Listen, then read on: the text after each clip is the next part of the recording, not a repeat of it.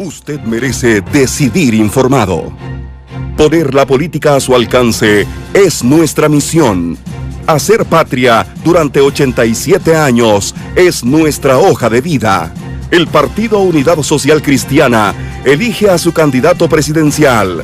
Será Rodolfo Pisa. Propongo mi nombre con humildad, con temor a Dios y con las ganas de hacer las cosas bien. Tenemos un gran reto, recuperar nuestro país.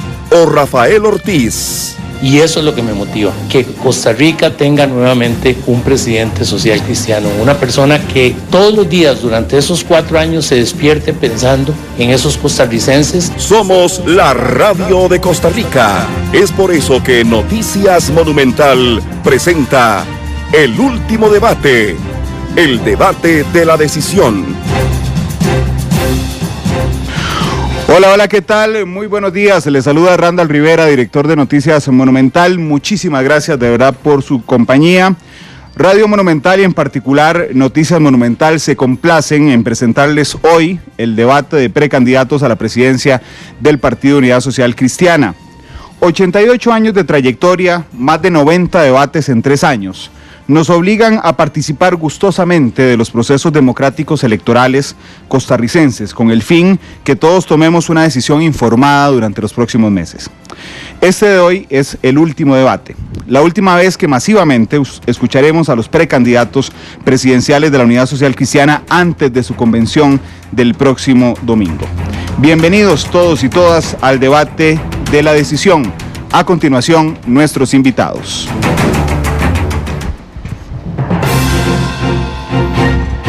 Rafael Ortiz Fábrega tiene 63 años, es un abogado egresado de la Universidad de Costa Rica, ejerció como abogado de forma privada, fue gerente legal de Coca-Cola Latinoamérica, miembro de la Junta Directiva de la Promotora de Comercio y fue presidente y vicepresidente de la Liga Deportiva Alajuelense. Actualmente es diputado y fue presidente de la Asamblea Legislativa entre 2015 y 2016, reconocido por su impulso a la reforma procesal laboral. Rafael Ortiz Fábrega. Buenos días, don Rafael, muchas gracias por estar aquí esta mañana. Muy buenos días, don Randall, muchas gracias por la invitación. Muy buenos días para todos los costarricenses que nos escuchan en este último debate y muy buenos días para Rodolfo Pisa.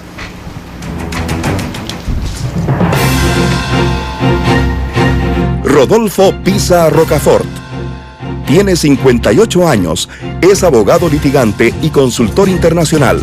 Ocupó cargos relevantes como director de la Reforma del Estado, presidente ejecutivo de la Caja Costarricense de Seguro Social y magistrado suplente de la Sala Constitucional de la Corte Suprema de Justicia. Además, formó parte de la Junta de Notables en 2012 de la expresidenta Laura Chinchilla y participó como candidato presidencial en 2014 por el Partido Unidad Social Cristiana. Rodolfo Pisa Rocafort. Gracias por estar aquí, don Rodolfo. Muy buenos días. Muy buenos días, don Randall. Muy buenos días, don Rafael. Muy contento de tener una oportunidad más de conversar con los costarricenses e invitarlos a que este próximo domingo, 4 de junio, acudan a las urnas. Es un derecho que nos da la democracia. Muchas gracias por estar aquí a ambos. Le recordamos a usted que nos está escuchando y que nos está observando que si quiere comentar en tiempo real, le recomendamos usar el hashtag #DecisionPusc y también hashtag NM935. Estamos en @monumentalcr en Twitter, estamos en Noticias Monumental en Facebook. Este debate tendrá 4 bloques y la mecánica la explicaremos en cada uno de los segmentos. Eso sí, tendremos una novedad en el debate de hoy, que es el tiempo extra. A continuación les vamos a explicar de qué se trata.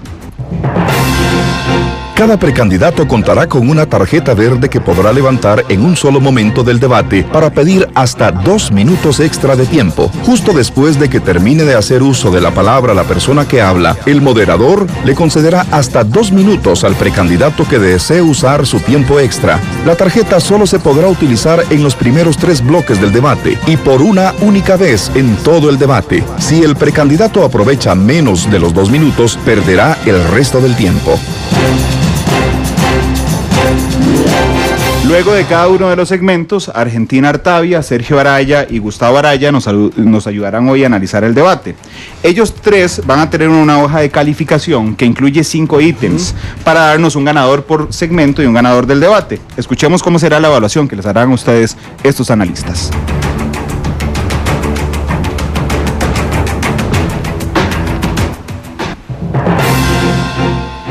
Nuestros analistas tendrán una tabla en cada uno de los bloques. La tabla estará dividida en 5 ítems con un puntaje específico de la siguiente manera: manejo del tiempo, 1 punto; lenguaje corporal, 1 punto; claridad argumentativa, 2 puntos; estrategia de debate, 2 puntos; responde a cómo logrará lo que propone, 4 puntos. Los analistas llenarán una tabla por bloque. El precandidato que acumule más puntos ganará el bloque y el que al final tenga mayor puntaje ganará el debate.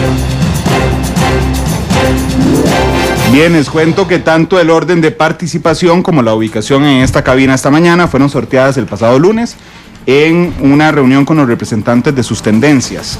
Ahora sí, señores y señoras, empezamos el debate de la decisión. Desafío monumental.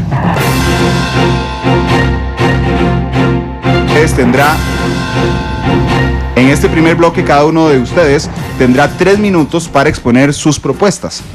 Inmediatamente, el otro precandidato tendrá 2 minutos para referirse de manera exclusiva a las palabras de quien expuso. En caso de que ustedes desvíen la conversación hacia sus propuestas en lugar de referirse a las del otro, este moderador, con todo respeto por supuesto, les frenará el tiempo, los llamará al orden y pues regresaremos nuevamente al segmento. Esto es importante, cada vez que hablen ustedes, faltando 10 segundos, les va a sonar esta identificación. Eso significa que faltan 10 segundos y que tienen que ir cerrando la idea, porque una vez que finalice el tiempo, sonará esta otra. Tiempo. Y entonces los micrófonos quedan cerrados en cabina y nada ganamos con que sigan hablando porque nadie los va a escuchar en la radio. El orden de participación de este primer segmento es don Rodolfo Pisa primero, así es que vamos con su presentación. Rodolfo Pisa Rocafort. Don Rodolfo, a partir de ese instante tiene 3 minutos para contarnos sus propuestas. Sí, muchas gracias, don Randall. Costa Rica pasa por problemas muy serios. Los problemas los conocemos bien. Primero, pobreza y desigualdad. Segundo, desempleo. Tercero, criminalidad. Cuarto, crecimiento económico limitado. Quinto, desequilibrio en las finanzas públicas. 6, infraestructura deficiente en carreteras, acueductos, etc. Séptimo, educación y salud estancadas. Octavo, desconfianza para invertir o para creer en las instituciones públicas. 9, tramitomanía y corrupción. 10, y tal vez el más importante, desesperanza. La tarea del próximo gobierno, que me tocará encabezar con el favor de los costarricenses y también del propio Dios, que es el que al final determina las acciones de todos los seres humanos en última instancia. La tarea del próximo gobierno es, en primer lugar, recuperar la esperanza. Recuperar la esperanza supone que volvamos a crecer económicamente, que desentrabemos el Estado. Los costarricenses nos piden básicamente 3 cosas: hacer las cosas bien, no ponerle palos a la carreta y ayudarles a empujar la carreta. Hacer las cosas bien es poner a Costa Rica a trabajar, poner a las instituciones, a volver a bajar las listas de espera en la caja como me tocó a mí hace más de 15 años cuando salí de la institución. Volver a tener una educación que crezca no solo en gasto, sino en calidad. Tener colegios temáticos, tener una educación mucho más atractiva para los muchachos y para las muchachas. Ojalá colegios con énfasis en fútbol, con énfasis en danza, con énfasis en literatura, con énfasis en teatro, en aprender y estudiar en y para trabajar. En la educación tenemos un gran reto: darle de nuevo el papel central al educador, permitirle a los padres de familia escoger el modelo educativo y a los estudiantes entusiasmarlos mucho más. Claro que hay que hacer infraestructura, claro que hay que resolver el problema de los baños en las escuelas, claro que todavía nos queda pendiente una tarea de incorporar a muchos jóvenes que hoy no terminan el colegio y a muchos niños que todavía no acceden a la educación primaria. Me tocó salir de la escuela Buenaventura Corrales, una escuela pública, una escuela donde aprendí lo que en ese momento aprendían también los muchachos de las escuelas privadas. Creo que es recuperar la educación, creo que va a ser el tema central de un gobierno. Al mismo tiempo, el tema de las trabas, el tema de la tramitomanía, el tema, por supuesto, de la infraestructura que habremos de hablar y el tema de recuperar la esperanza. Don Rodolfo, muchas gracias por su respuesta. Don Rafael, usted tiene 2 minutos para referirse exclusivamente a las propuestas de don Rodolfo. Bueno, muchas gracias. Me parece que las propuestas de Rodolfo se centran en lo que hemos identificado en diferentes debates y en discusiones que en el país y análisis que se dan en relación a la problemática nacional. Creo que lo fundamental en este caso es establecer cuáles van a ser las formas en que nosotros podemos llegar a conseguir que muchos de estos planes los podamos llevar a cabo. Y sin duda alguna, en poco tiempo, exponer al detalle una propuesta pues se limita un tanto, pero creo que en general es un esquema de lo que podrían ser aquellos aspectos fundamentales de una acción de gobierno. Para mí lo fundamental en todo caso es que cualquier propuesta tiene que girar alrededor del bienestar de la persona humana, de la familia, y en ese sentido pues siento que tal vez Rodolfo lo ha hecho. Quizás el énfasis por el espacio del tiempo pues se escapa, pero como esquema creo que hay muchos temas en común que por supuesto cualquier gobierno y sin duda alguna el que me toque encabezar tendremos que enfrentar esos rezagos. Don Rafael, muchas gracias también por su respuesta. Son las 9 de la mañana con 17 minutos. Ahora intercambiamos los papeles. Es el turno para presentar sus propuestas de Rafael Ortiz Fábrega. Ahora, don Rafael, usted tiene 3 minutos completos para referirse a sus propuestas. Muchas gracias. Costa Rica tiene ya muchos años en donde hemos venido postergando una serie de decisiones y hemos venido cada vez más incrementando una gran desigualdad en nuestra sociedad. Nos limitamos a pensar que con bajar unos porcentajes de la pobreza, tal vez el país camina por una senda de justo equilibrio, pero no es así. Así que nuestra propuesta la centramos en la persona y en la búsqueda del bien común. Claramente nos preocupa muchísimo el tema del empleo, porque el empleo está ligado de una manera directa a la situación de muchas familias que entran y salen en la pobreza dependiendo de su capacidad de sostener un empleo en un momento dado en el tiempo. Tenemos que trabajar mucho en generar empleo para los jóvenes, para las mujeres que hoy en día en su gran mayoría en los hogares de menores ingresos, en los hogares pobres, alcanzan casi el 50% como jefas de hogar. Tendremos que darle la oportunidad para también, utilizando los recursos del sistema educativo costarricense, tanto en el INA como la posibilidad de reeducar a aquellos que no tuvieron la oportunidad de terminar el colegio, esa generación que tuvo que estudiar en los 80s y 90s cuando Costa Rica dejó de invertir en educación. Tendremos que darle ese enfoque para que podamos, a través del empleo, ir saliendo de la pobreza. Pero también Costa Rica necesita tener un enfoque y trabajar el próximo gobierno en cada región de nuestro país, en las dos Costa Ricas, la gran área metropolitana que tiene indicadores de desarrollo mucho más mejores, y potencializar de manera que podamos sacarle el mayor provecho a lo que es efectivo en Guanacaste, a lo que puede ser en la zona sur, generando encadenamientos en la agroindustria, en potencializar el turismo en Guanacaste, en lo que es en Limón, aprovechando la logística que se puede generar alrededor de los desarrollos portuarios y de la infraestructura que se está construyendo. Y la infraestructura como tal en la gran área metropolitana será una prioridad que tendremos que enfrentar con la construcción de un tren rápido metropolitano, trabajando también en la salud, en los rezagos de las listas de espera que tendremos que comenzar a solucionar en nuestro próximo gobierno. Don Rafael, muchas gracias por su respuesta. Don Rodolfo, tiene usted 2 minutos a partir de ese instante para referirse a las propuestas de don Rafael. Sí, muchas gracias. Coincido con muchos de los planteamientos. Lo que me parece que falta es concretar las propuestas y cómo vamos a hacerlo. En Costa Rica acostumbramos a valorar la pobreza como un todo. La pobreza tiene muchos rostros y cada rostro requiere una atención diferenciada. La pobreza tiene el rostro de la madre sola, requiere un tipo de ayuda, guarderías, muy distinto al que tiene el rostro de una persona que está en drogadicción o en alcoholismo. Ese no requiere las mismas ayudas. O los viejitos, lo que llamamos ahora adultos mayores, requieren otro tipo de soluciones. Las pensiones del régimen no contributivo, seguir aumentándolas, como me tocó a mí aumentarlas en más de un 50%. Me parece que tiene también el rostro del campesino.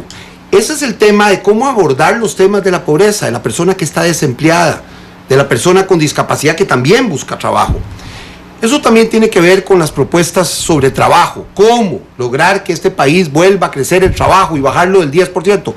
Don Rafael habló bien de los problemas del trabajo. Sí, hay un problema de trabajo, pero eso requiere apoyar el emprendedurismo, los detalles, eso es lo que me hace falta en sus propuestas. Apoyar el emprendedurismo, quitarle trabas en el INA para los que no terminaron el colegio, apoyar, por ejemplo, a los jóvenes, el turismo. Esos son los detalles que faltan en la propuesta, don Randall. Y me parece que, por supuesto, comparto plenamente la tesis de don Rafael sobre el tema del desarrollo más allá del Valle Central. En la última campaña electoral, un periódico tituló que nuestro programa de gobierno se enfocaba en las áreas fuera del Valle Central.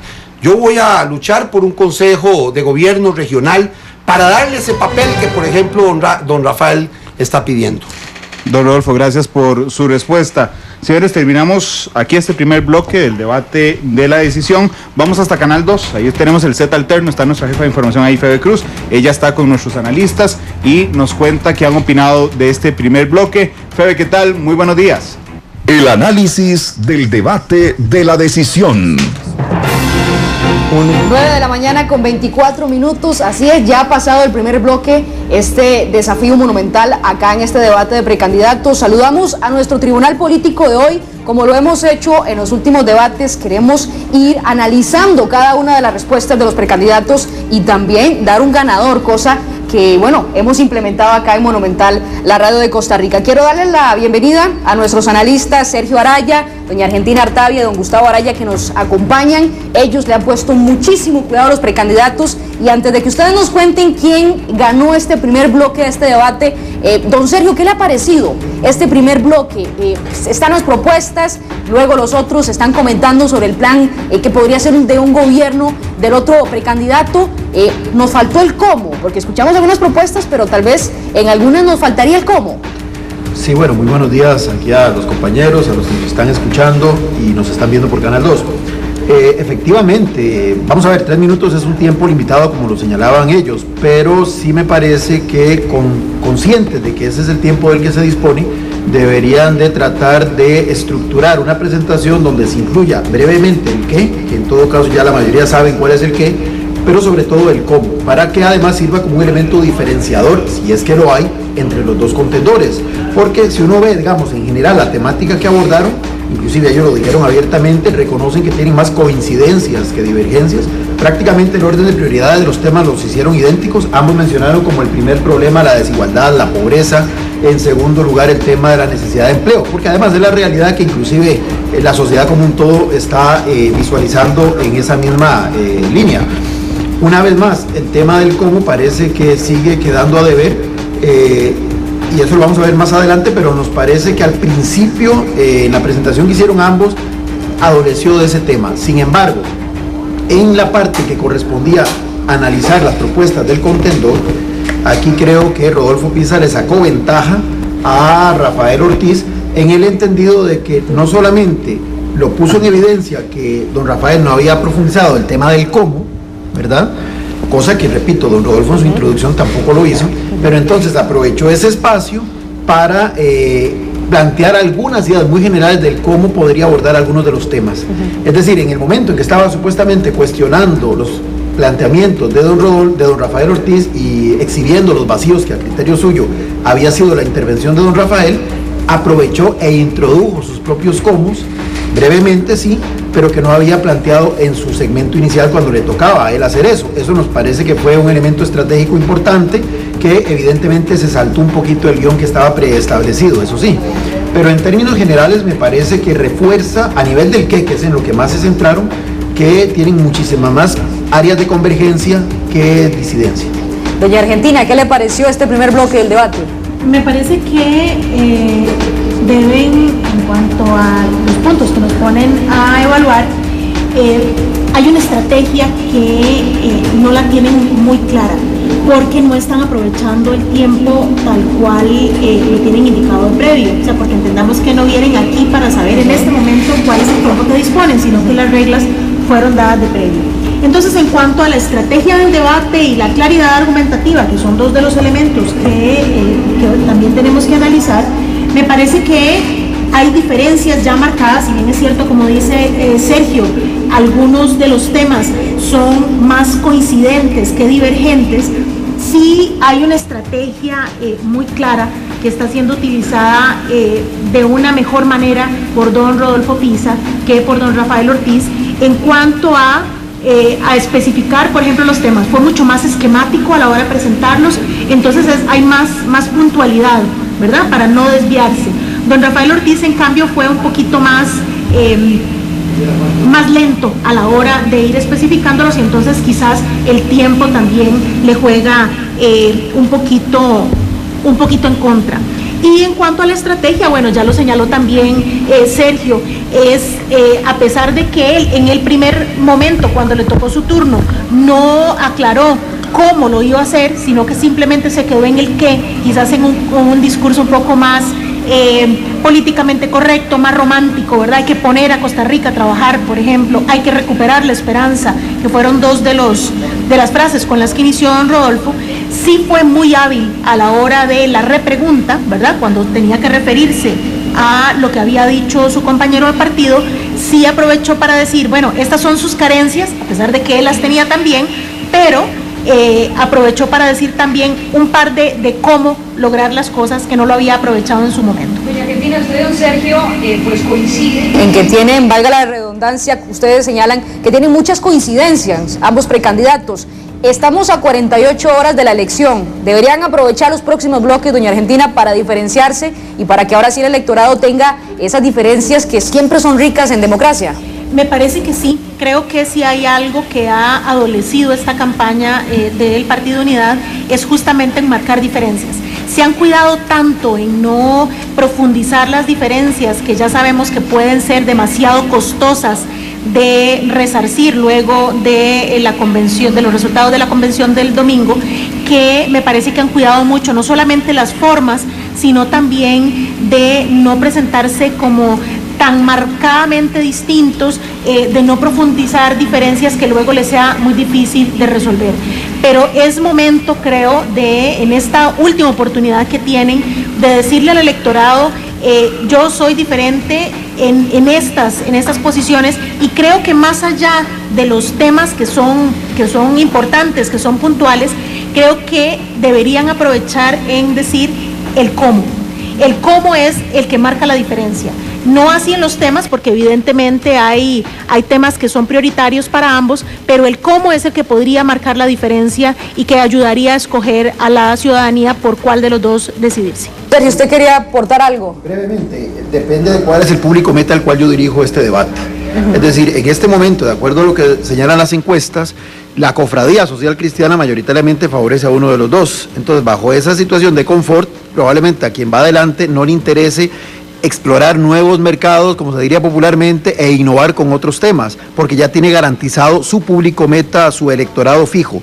Aquí al que le debería de preocupar abrirse más, tratar de mostrar esos elementos de diferenciación para tratar inclusive de atraer a electorados de otras corrientes y de otras huestes, es a quien va por debajo en los estudios de opinión. Entonces sí me parece que mucho de lo que vamos a ir desarrollando o de lo que se va a ir observando en el debate dependerá de cuál es la posición que cada uno tiene y de cuál es su objetivo real, de a qué gente le está dirigiendo el mensaje, conscientes de que probablemente en la elección del 4 de junio van a votar un determinado segmento de la población y no la totalidad de los que podrían ir a votar. Por último, pero no menos importante, antes de que doña Argentina nos dé a conocer el ganador de este desafío monumental, don Gustavo, ¿qué le pareció estos primeros minutos en los que han debatido ambos precandidatos del PUSC? Me parece que, vamos a ver, hay diferencias, pero nuevamente no son en las propuestas necesariamente, como bien se ha señalado, sino son diferencias muy sutiles respecto a la estrategia que han desarrollado, que están muy apegadas a las características personales de los señores precandidatos. En el primer caso, efectivamente, don Rodolfo se da el tiempo suficiente, pero la vehemencia y la contundencia, y hace un listado completo de lo que para él son los 10 problemas nacionales, sin que entre, o sea, vas a decir qué es lo que él abordaría, pero no el cómo, ¿verdad? Y efectivamente, concuerdo con la compañera y con el compañero, con Argentina y con Sergio, en el sentido de que ese es un gol que, a pesar de la regla de que no podía referirse a sus propuestas, merced a las hechas por su contendor, él aprovecha, digamos, ese espacio para hacerlo. Lo hace de manera tal, digamos, una forma hábil, ¿verdad?, que logra, digamos, pasar por encima de la percepción del director del debate. Entonces esto es importante porque como estrategia la logró articular. Número 2, me parece que don Rodolfo aprovecha la oportunidad para señalar un elemento consustancial en el que la unidad social cristiana de alguna manera durante los últimos años ha ido perdiendo ese nombre de social cristiana, y él hace una apelación directa a Dios, ¿verdad? De cuál es ese otro mercado que han estado ensayando en otras tiendas partidarias, para él hacer una mención que puede ser muy sutil, lo hace solo una vez, pero él dice, ¿verdad?, que con la ayuda de Dios, que será finalmente con el que, digamos, él logre llegar a candidato. Uno podría ponerse muy laico y decir que Dios no vota, pero, ¿verdad?, finalmente él hace, digamos, uso de esa carta, que me parece que es importante. En tercer lugar, aquí hay algo relevante, y es que en la primera parte se nota que los dos candidatos están muy, digamos, de alguna manera fríos, están sin calentar, están todavía rígidos en sus posturas, incluso hay un mal acomodo de la vestimenta. En el caso de don Rodolfo Pisa, se nota que para la segunda parte, cuando le corresponde hacer la crítica de las propuestas de su contendor, ya está más desahogado, ya tiene más clara la cancha en donde puede jugar, ya vio que pudo pasar su estrategia, pudo dejar algunos elementos ya colgando en el tema, como para empezar a desarrollarlos, que podemos verlo, digamos, a ver si esto se va a mantener durante todo el debate, pero ya empieza a gesticular, ya empieza a sonreír, incluso a dejar ver una sonrisa, ¿verdad?, que le permite, digamos, dibujar ese ambiente mucho más favorable para él. Un elemento interesante es que don Rafa, igual que en el primer bloque de don Rodolfo Pisa, sin señalar el cómo, ¿verdad?, pasa por los qué, es mucho más conciso, aprovecha para dejar 3 elementos básicos: el tema de la educación, el tema del empleo, ¿verdad?, ver cómo atender a esas poblaciones rezagadas. Sin embargo, pese a su, digamos, a su puntualidad, no gana ni en vehemencia, ni gana en el ritmo de la dicción elementos suficientes como para poder abordar esos elementos mucho más extendidamente y dejarlos mucho más vehementemente puestos, como las diferencias que podría tener con su contendor. Eso en el primer lugar. Y en el segundo lugar, un llamado efectivamente al socialcristianismo, que me parece que es una estrategia que lo ha hecho don Rafael y tanto don Rodolfo, pero don Rodolfo dejándose esta carta bajo la manga de Dios. Don Rafael acude literalmente a las huestes socialcristianas al mencionar que deberían girar las propuestas de don Rodolfo en torno a la persona humana y la familia. Eso es, digamos, desde el punto de vista doctrinario, ¿verdad?, o ideológico social cristiano, un elemento importante para saber a quién se está refiriendo. Muchísimas gracias, don Gustavo, don Sergio, doña Argentina. Doña Argentina, usted nos dice brevemente quién ganó este debate, por lo menos esta primera parte del debate, y por qué.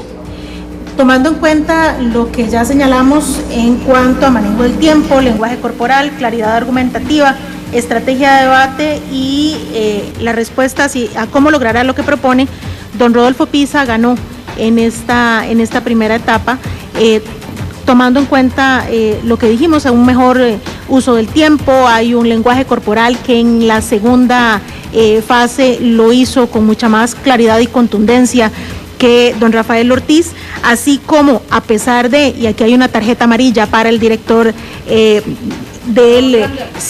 para el director del desafío, porque aprovecha esa licencia que se da de pasarse las reglas, ¿verdad? De sobrepasar las reglas, y a pesar de que en ese primer momento él no da el cómo lo hace, en un segundo momento sí lo logra, y ahí es donde toma un poco de ventaja y marca la diferencia. Bueno, en este primer bloque el desafío monumental lo gana don Rodolfo Pisa, y también nuestra analista y presidenta del tribunal le saca amarilla también a Randall por el tema de las reglas. Randall, usted continúa con más de este debate y los invitamos.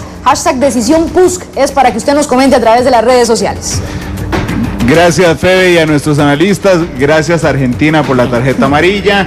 Le cuento, porque la cámara en ese momento estaba enfocada a don Rodolfo, creo que don Rafael sí lo vio. Yo le levanté un dedo a don Rodolfo cuando sentí que se estaba desviando, y lo que hizo fue que volvió a decir, porque eso es lo que no me parece de la propuesta de don Rafael Ortiz. Pero bueno, ustedes son los analistas y tienen la independencia suficiente para contarnos. Les recuerdo que ninguno ha usado el tiempo extra, lo pueden usar durante los primeros 3 segmentos, este es el segundo, y todavía los dos tienen la tarjeta roja puesta, la tarjeta de color roja puesta sobre la mesa. Vamos entonces al siguiente segmento.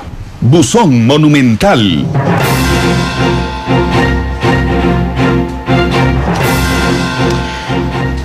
Tengo en mis manos 6 sobres con 6 temas generales. Los sobres contienen las palabras de los temas. Son ambiente, social, economía, derechos humanos, seguridad e infraestructura. Cada uno de ustedes voy a pedirle que vayan turnando según el criterio. Va a sacar un sobre. Los dos van a contestar la misma pregunta en 3 minutos. En este bloque arranca don Rafael. Así es que don Rafael le voy a pedir que por favor me escoja uno de los 6 sobres que yo tengo por acá. Ahí está don Rafael. Gracias, don Rafael. Si quiere yo le saco la pregunta. Vamos a ver cuál va a ser el primer tema a abordar. Usted va a ser el primero en contestar, y es seguridad. En la pregunta de seguridad yo se las voy a dar para que ustedes se guíen mientras escuchamos al especialista en seguridad que nos habla el día de hoy, que es justamente don Álvaro Ramos, que es especialista internacional sobre seguridad. Nada más déjenme darle la copia. Cada uno tiene una copia de la pregunta en sus manos. Vamos a escuchar entonces a don Álvaro Ramos, especialista en seguridad.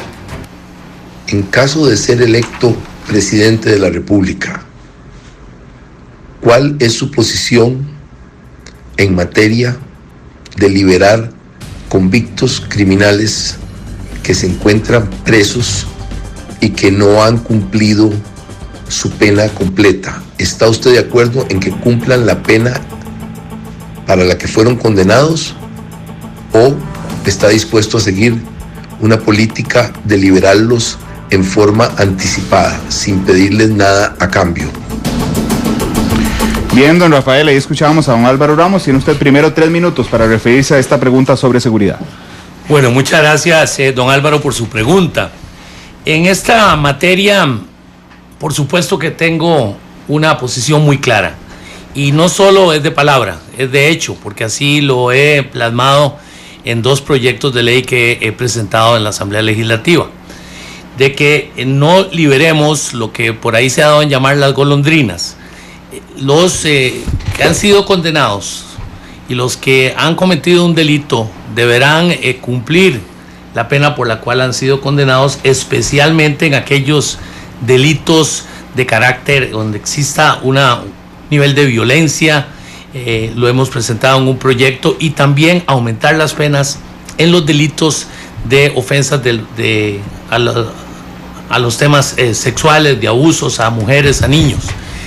Incluso en el proyecto que nosotros presentamos, el juez, cuando exista un informe del Instituto de Criminología que determine que la persona no está en condiciones o que no debe ser liberado, que no debe salir de la cárcel, entonces el juez no podrá sencillamente, como ocurrió en el caso de Liberia, hacer caso omiso de esa situación, ni siquiera responder a lo que el Instituto de Criminología ha establecido, sino que tendrá que dar una justificación de carácter técnico en caso que no quiera seguir esa recomendación. Y por supuesto, en los casos en que exista temas del crimen organizado, violencia, delitos sexuales, hemos en este proyecto planteado aumentar las penas y que no sean liberados de antemano. Así que nuestra propuesta es concreta, lo hemos hecho incluso en proyectos y no tenemos ninguna posición que permita que las personas que más bien van a salir nuevamente de las cárceles a poner en peligro a la ciudadanía, a nuevamente delinquir y generar inseguridad, nosotros consideramos que debemos ante todo proteger a las víctimas, y en el eventual caso que existan estas vistas donde una persona está solicitando salir anticipadamente, también los familiares de las víctimas tengan una opinión al respecto, que puedan en las comparecencias dar su criterio, ya que han sido víctimas, que han sido ofendidos por un daño que han sufrido un familiar, y en eso la posición tiene que girar alrededor de la defensa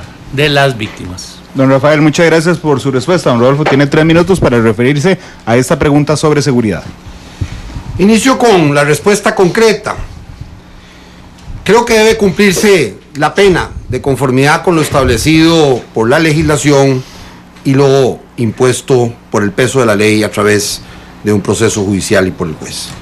No corresponde, por tanto, liberar masivamente presos para resolver el hacinamiento carcelario. El hacinamiento carcelario hay que resolverlo en sus causas, obviamente teniendo más módulos y no tratando de resolverlo sacando golondrinas a la calle. Lo dijo hace más de 200 años César Beccaria, uno de los padres del pensamiento del derecho penal. Lo fundamental no es solo el monto de la pena, sino la certeza de que se va a aplicar. Por eso es importante precisamente que esa certeza la tengan los ciudadanos, que sepa que si son 10 años, son 10 años. Pero además hay otros temas que me parece que están ligados a eso. Lo he señalado en muchas ocasiones. Lo planteé en la Junta de Notables en una de las propuestas. En el caso de los delitos violentos, violaciones, violación a la integridad física, a la vida, debe aplicarse la sanción en el máximo superior de la pena y no en la flexibilidad que tiene en este momento desde el mínimo hasta el máximo. En eso tenemos que ser claros, que la violencia debe ser combatida muy fuertemente. Para eso también necesitamos, en tercer lugar, necesitamos tener una política más clara contra la delincuencia habitual, contra los reincidentes. No se vale matar hoy, robar mañana y volver a violar mañana. Muchos de los delincuentes que hoy vemos que apresan por delitos violentos tienen antecedentes. Y eso quiere decir que han pasado varias cosas. Uno, o que no se preparó bien el expediente para llevarlo a la orden del juez y entonces el juez se vio obligado por falta de pruebas a absolver, o que se está aplicando una pena selectiva. En cuarto lugar, me parece que debemos seguir trabajando con el tema de las cámaras. Cámaras en todos los lugares para vigilar los delincuentes en nuestras calles, en nuestras alamedas, en las paradas de los autobuses. Quinto lugar, preparar mejor a la policía.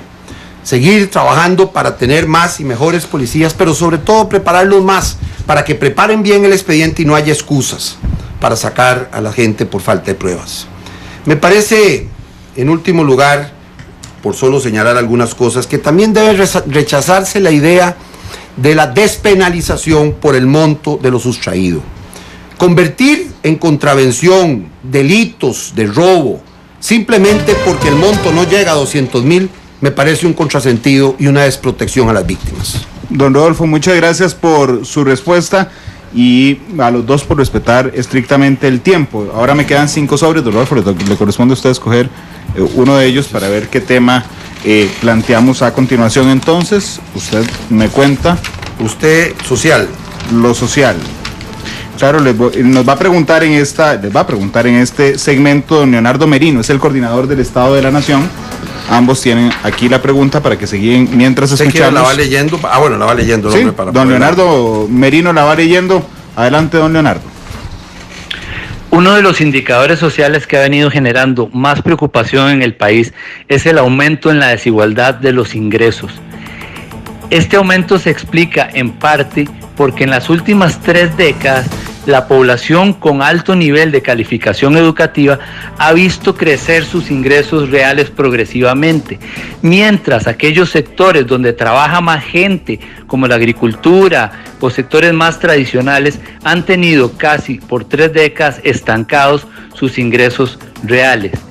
Esto acompañado además del incumplimiento de garantías laborales y mala calidad del empleo. ¿Cómo entonces se propone reducir la desigualdad de los ingresos, sabiendo lo difícil que es movilizar a personas de bajo nivel de calificación educativa hacia sectores más dinámicos o en que los ingresos aumentan y se paga mejor? Don Rodolfo, tiene usted 3 minutos para contestarle a don Leonardo Merino. Sí, muchas gracias. Obviamente comparto su preocupación. Debo recalcar, eso sí, que hace 11 años, cuando terminó el último gobierno de la unidad en este país, había más igualdad, mucho menos desigualdad. Había más empleo, por supuesto, había menos criminalidad y no había déficit fiscal. El país ha venido pasando de ser uno de los 3 países de mayor equilibrio en la igualdad de la América Latina a estar en el promedio general de la América Latina.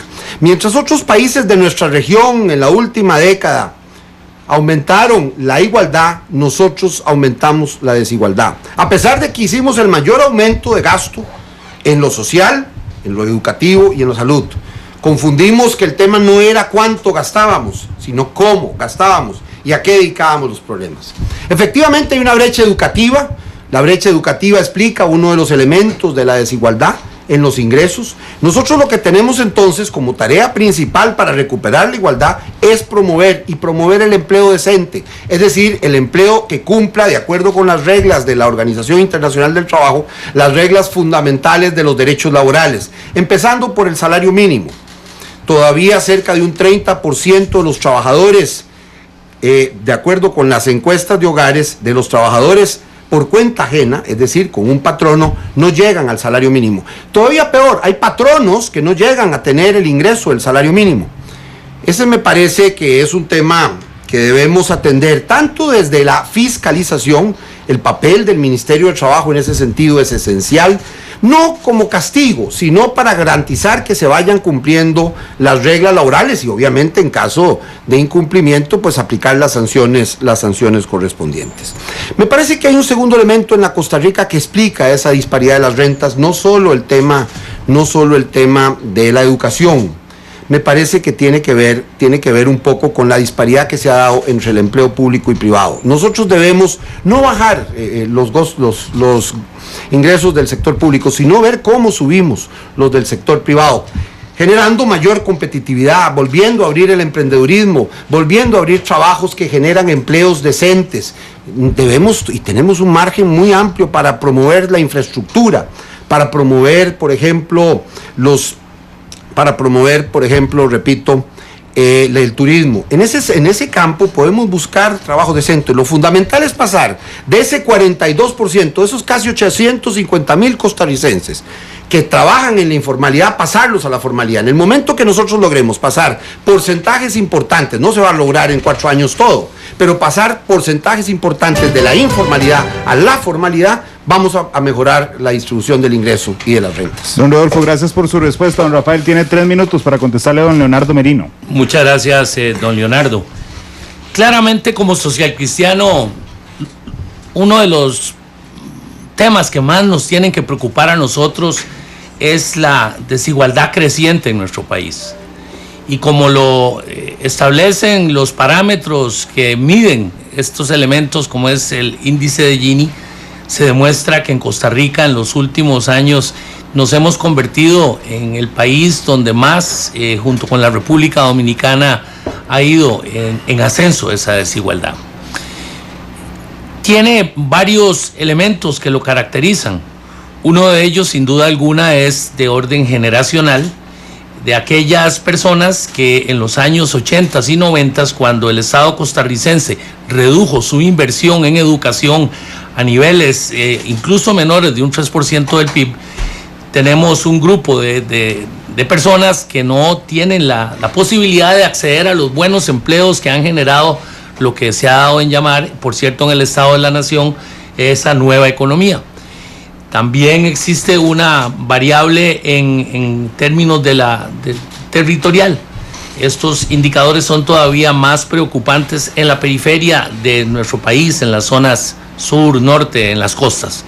¿Cómo podemos entonces lograr nosotros que estos segmentos de nuestra población tengan mejores accesos a empleo? Por supuesto, uno, con las personas las personas que no pudieron educarse en los 80s, 90s, tenemos que aprovechar aquellas herramientas como en el Instituto Nacional en el INA, que los puedan volver a calificarlos para que accedan a mejores trabajos, para que puedan encadenarse a aquellas ramas de la economía que son más activas, y por supuesto en lo que son los jóvenes, de poder prepararlos para que también tengan acceso a mejores empleos, y claramente generando condiciones de certeza en los empresarios para que inviertan y den más trabajo. En cuanto a la posibilidad de que los mismos jóvenes que buscan emprender, generar las incubadoras, generar el acompañamiento que necesitan para poder comenzar su empresa, que hoy en día sabemos que existe un índice muy alto de mortalidad de las empresas, las pequeñas y microempresas que comienzan, que a veces no duran ni 1 ni 2 años. Entonces, educación, oportunidad, reentrenamiento para que estas personas bajen y salgan de esos sectores del desempleo, que es en donde están los indicadores de pobreza más grandes. Gracias, don Rafael, por su respuesta. Le corresponde ahora, me quedan 4 sobres, tomar uno de esos para ver cuál es el tema del que vamos a abordar entonces a partir de este instante. Voy a sacar yo el papelito y... Derechos humanos, el tema que nos corresponde abordar ahora. Les va a preguntar la defensora de los habitantes, doña Montserrat Solano. Así es que aquí tienen igual la pregunta en texto para que ustedes se guíen, mientras nosotros escuchamos a doña Montserrat. Las dos instituciones de las que más se quejan los y las habitantes ante la Defensoría son la Caja Costarricense del Seguro Social y el IMAS. Estas quejas reflejan la exclusión de muchos sectores del país, pues provienen en su mayoría de fuera del área metropolitana. Se refieren también a la falta de respuesta de esas instituciones para atender necesidades básicas de una población que requiere de la acción del Estado para satisfacerlas. Una buena parte de esas quejas también proviene de mujeres jefas de hogar en situación de pobreza, adultos mayores y personas con discapacidad. Estas quejas también reflejan necesidades de aseguramiento que no encuentran una respuesta frente a un sistema demasiado rígido de la Caja que surgió para un tipo de asalariado que contrasta con una sociedad que promueve las pymes y los nuevos emprendimientos. Por otra parte, el IMAS tiene un mandato limitado para atender la pobreza extrema, no la pobreza en su totalidad, y presenta problemas para asegurar un presupuesto estable a lo largo del año para atender a aquellas familias que requieren de esos subsidios para comer. ¿Cuáles soluciones proponen ustedes para que estas dos instituciones mejoren su desempeño frente a las necesidades de los y las habitantes? Don Rafael, tiene usted 3 minutos para referirse a la pregunta de la defensora de los habitantes. Sin duda, son dos instituciones que tienen que cumplir un papel estratégico y fundamental en la atención a estos segmentos que claramente nos señala la señora defensora. Lo puntualizábamos antes en las mujeres jóvenes en situación de pobreza, en el adulto mayor y en los discapacitados. Tenemos, en primer lugar, en lo que se refiere a la inversión que se da y que el año pasado, por cierto, fue la inversión pública social más alta en los últimos años y que logró un impacto en reducir parcialmente los indicadores de pobreza. Pero ahí tenemos que utilizar en primera instancia de una manera mucho más eficiente lo que se propuso en años anteriores de puntualizar, de poder identificar a través de los gestores que trabajan en los diferentes precarios que hay en el país, en las zonas que están identificadas en donde existen los mayores niveles de pobreza extrema, para que los recursos que señala la defensora, que son limitados, puedan llegarle a quienes verdaderamente lo necesitan. Porque en el pasado se demostró que muchos de esos recursos incluso estaban siendo utilizados por personas que no lo necesitaban. Un uso más eficiente de la tecnología, una atención más directa y más cercana con aquellos que están en esta situación en cuanto a los recursos que el IMAS que destina de parte de los fondos, incluso de FODESAF. En el tema de la Caja del Seguro Social tenemos un gran problema que se refleja casualmente por prácticamente la mitad de los trabajadores, que muchos de ellos no están asegurados.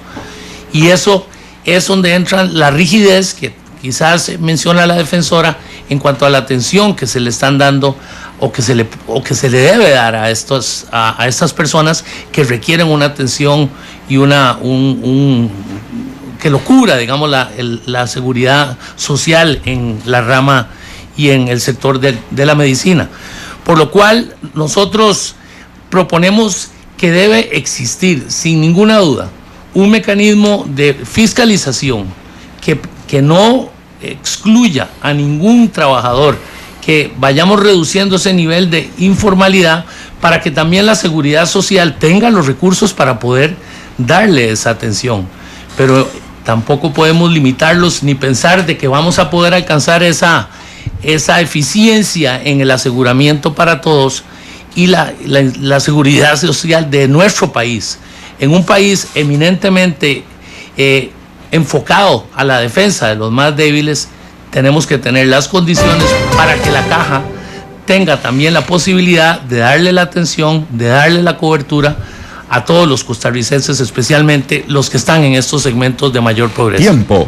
Don Rafael, muchas gracias por su respuesta. Don Rodolfo tiene 3 minutos para contestarle a la defensora de los habitantes. Sí, muchas gracias, doña Montserrat, muchas gracias por la pregunta, muy pertinente.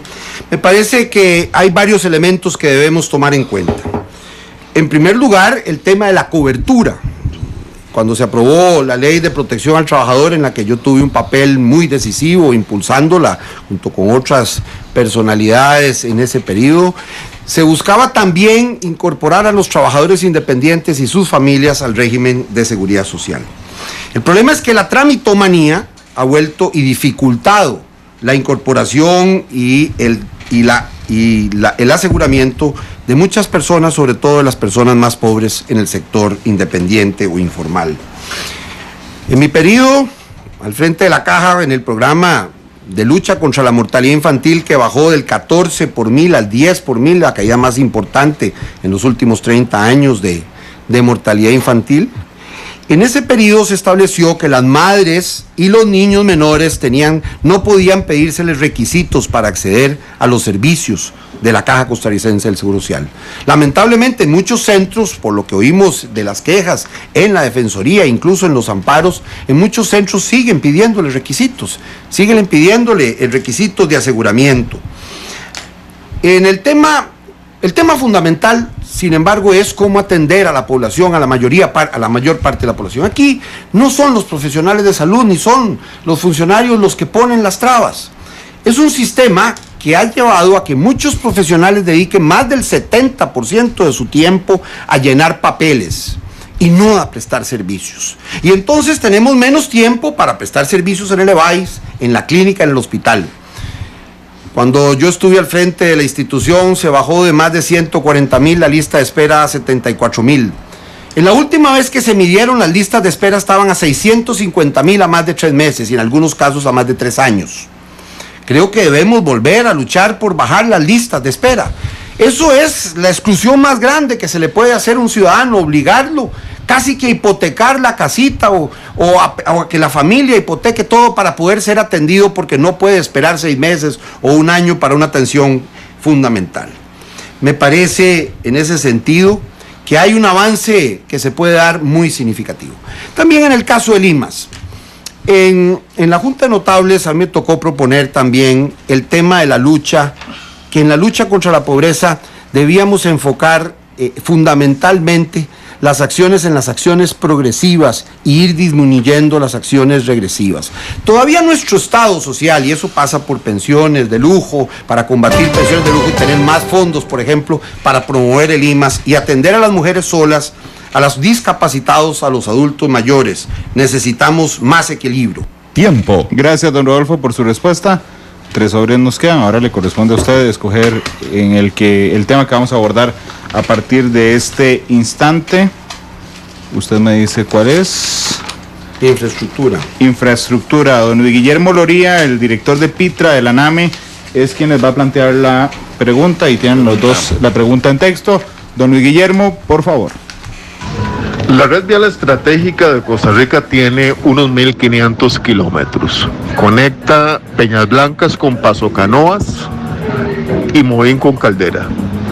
¿Cuál es la velocidad promedio a la que usted aspira como candidato a la presidencia de Costa Rica que tenga ese corredor vial? ¿Cuál es el estándar? ¿Cuál es el presupuesto y el porcentaje del Producto Interno Bruto que usted opina que debe tener la inversión en ese corredor vial durante los próximos, no sé, unos 5 o 10 años? Rodolfo, tiene 3 minutos usted primero para contestarle a don Luis Guillermo Loría. Sí, muchas gracias, don Luis Guillermo. Efectivamente, se trata de 1.500 kilómetros de red vial esencial, de corredores esenciales, de norte a sur, de este a oeste, pero también hay cerca en el país, cerca de 40.000 kilómetros de carreteras, alrededor de 10.000 asfaltados, que también son fundamentales de atender al mismo tiempo, y están también los problemas de infraestructura, por ejemplo, del tren o de la potencialidad de un metro como complemento de ese tipo de proceso. En los últimos años, de las 20 carreteras esenciales en las que existe el relativo consenso, unos dicen que son 14, otros 19, otros 22, pero en cualquier caso, de esas carreteras no se ha podido construir más que menos de una cada 4 años. A ese ritmo duraríamos más de 80 años atendiendo los problemas de la red vial. Para decirlo en concreto, me parece que, y así está propuesto en nuestras acciones de gobierno, pasar del 0.8% del PIB de inversión en infraestructura llegar al 2%. Eso se haría alrededor de 0.25% por año para no desequilibrar las finanzas públicas, pero sería el mayor aumento en 4 años de la historia de este país de aumento de infraestructura. Hay también un problema de gestión. Este país separó la planificación de la presupuestación. Cuando usted planifica sin presupuestar, usted lo que planifica es castillos, construye castillos en el aire. Cuando usted presupuesta sin planificar, lo que ocurre es que el que tiene más galillo traga más pinol, y entonces no se determina y no se fijan claramente las prioridades de nuestra infraestructura.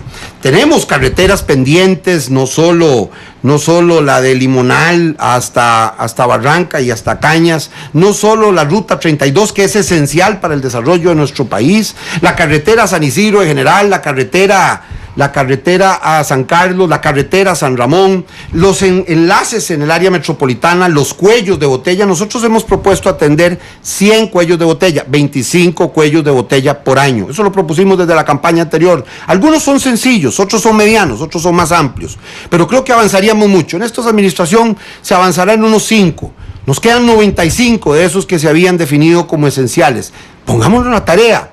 Se dirá que hay muchos problemas y trabas.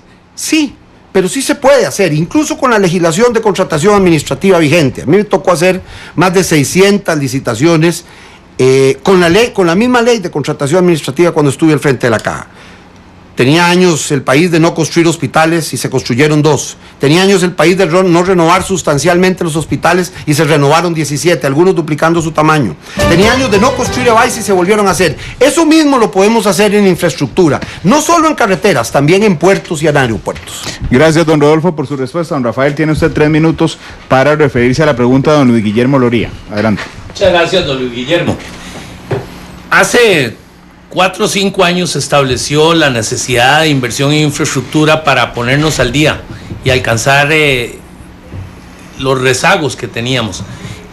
Don Luis Guillermo, como parte de ese grupo consenso, señalaban que se debería invertir aproximadamente un 2.5% del PIB en infraestructura para poder ir cumpliendo con las necesidades que el país tenía en esta etapa de nuestro desarrollo. Sin duda alguna, esa es una aspiración y hemos venido invirtiendo muchísimo menos que eso y esa es la razón por la cual estamos en una situación donde lo vemos todos los días, lo palpamos, no solo en la gran área metropolitana, sino la complicación que existe para trasladar no solo a las personas, sino el traslado de los bienes, de los productos de la agricultura de una parte del país al otro. Así que la aspiración debe ser eso.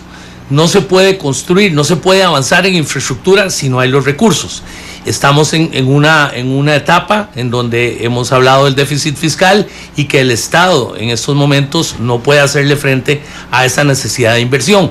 ¿Cómo lo hacemos? Bueno, tenemos que buscar fórmulas que sean más creativas, que nos permitan también a través de otras figuras, como es el caso de la carretera ahora a San Ramón, de un fideicomiso que pueda financiar la construcción de esta obra, que es importantísima, en donde transitan muchísimos miles de vehículos en una zona estratégica de nuestro país. Por supuesto, igual con el tema de la carretera de Naranjo hacia San Carlos, pero tenemos que buscar otras figuras que nos permitan compensar ese faltante de recursos del sector público por ejemplo, en alianzas público-privadas y en otras formas de financiamiento. Hay que entrarle también al tema de quién lo va a hacer. Hay que fortalecer al Ministerio de Obras Públicas y Transportes, dándole al ministro la rectoría de este eje tan importante de nuestro país. Hay que hacerlo también desde la etapa en donde se planifica, de la preingeniería, porque aquí sacamos un préstamo, lo tenemos en una gaveta, pero mientras ponemos la carreta delante de los bueyes, debe, antes de empezar eso, tener una estructura como tuvo el MOP de preingeniería que determine de antemano cuáles son las necesidades, qué es lo que hay que expropiar, por dónde tiene que ir la carretera, y a la hora de que vamos a tomar un préstamo o entrar a ver el tema meramente del financiamiento, haber avanzado en todos estos aspectos. Hoy nos pasa que conseguimos los recursos, pero no hemos logrado identificar lo que es el diseño y las formas de todos los detalles que van relacionados. Tiempo. Gracias, don Rafael, por su respuesta. Le corresponde ahora a usted, me quedan 2 sobres nada más para ver cuál es el tema entonces que vamos a abordar ahora. Creo que queda solo ambiente y economía, así es que vamos a revisar y nos toca el tema de ambiente. Será la próxima pregunta, que nos la plantea Edward Müller, que es el rector de la Universidad para la Cooperación Internacional. Así es que, don Edward, por favor, con su consulta. La pérdida de la diversidad biológica está poniendo en riesgo muy serio la supervivencia del ser humano en el planeta. Los niveles de pérdida de diversidad biológica en Costa Rica no son muy diferentes del resto del planeta. Y la política pública ha priorizado los temas económicos y desarrollo sobre la vida y sobre la biodiversidad. ¿Qué opina usted de la continuación de esta política pública con el incremento de la área dedicada a la piña, con el incremento de la implementación de agrotóxicos, con la continuidad de construcción de infraestructura como el canal seco, sobre las prioridades que tenemos planetariamente de cumplir con la Convención de Diversidad Biológica y frenar la pérdida de la diversidad biológica y poner la vida sobre los temas económicos? Don Rafael, tiene usted 3 minutos para contestarle a don Edward. Don Edward, muchas gracias. Para nosotros, costarricenses que amamos el medio ambiente y que somos reconocidos en el mundo como unos líderes en ese campo, tenemos que tener muy claro el concepto del desarrollo sostenible. ¿Cómo hacemos para cumplir con ese mandato que trasciende incluso meramente para mí lo jurídico, lo reglamentario, que es, como dijo el Papa Francisco, la protección de nuestra casa, de nuestro hogar? En materia de la agricultura, he escuchado muchas críticas contra los que cultivan la piña, pero yo he estado, porque soy diputado por Alajuela, y sé que hay empresarios en Upala, por ejemplo, que lo hacen de una manera muy responsable. y que cuidan esos aspectos y que se puede cultivar de una forma que no esté causando ese daño. Debe haber entonces una fiscalización para que los que se dedican a ese tipo de actividades agropecuarias lo hagan de una manera que se respete y que no vaya a haber esa contaminación. En lo que tiene que ver con los agroquímicos, claramente en el pasado incluso se decía que como una de las causas que generaban el aumento en el cáncer gástrico en nuestro país era la utilización de ciertos químicos que podían ser la causa de esos temas. Y ahí tenemos que tener las herramientas a nivel de un Ministerio de Salud Pública que no permita que nosotros estemos o que importemos o que utilicemos esos químicos que le vayan a causar a los costarricenses esos daños. Pero en la ruta del desarrollo sostenible, en la generación de más infraestructura, tenemos que tener claro de que el papel que deben de jugar instituciones como el CETENA tienen que estar enfocadas a cubrir obviamente esas necesidades y ese compromiso que como país tenemos, pero también utilizar los recursos de esas entidades gubernamentales que están a cargo de cubrir y de fiscalizar esos aspectos de tal forma que lo podamos hacer de una manera efectiva y concreta en el tiempo.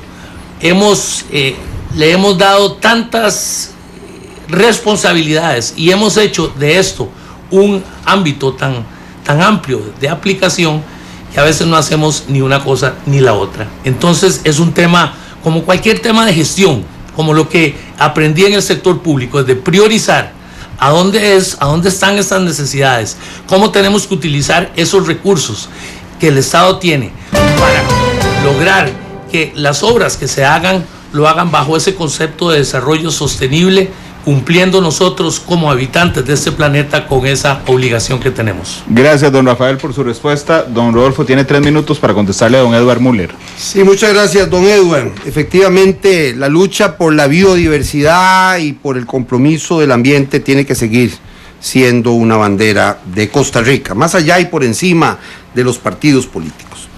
En materia de desarrollo económico y de desarrollo de la biodiversidad y desarrollo de protección del medio ambiente, tenemos siempre que buscar el equilibrio.